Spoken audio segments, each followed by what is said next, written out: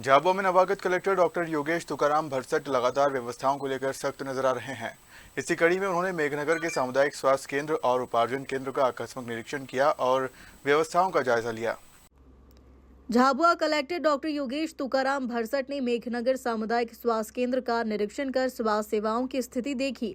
इस दौरान उन्होंने ओपीडी पंजीयन व्यवस्था में सुधार के निर्देश दिए और कहा कि मरीजों का पंजीयन आभा आईडी के माध्यम से किया जाए। उन्होंने प्रसव कक्ष का निरीक्षण कर लेबर रूम के बाहर ड्यूटी डॉक्टरों का चार्ट अनिवार्य रूप से प्रदर्शित करने के निर्देश दिए। साथ ही लक्ष्य योजना के तहत सभी मानकों पर गंभीरता से काम करने को कहा।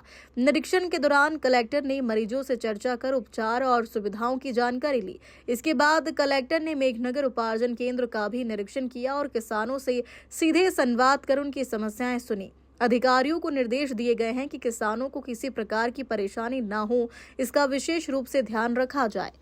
Bureau report, Jhabua.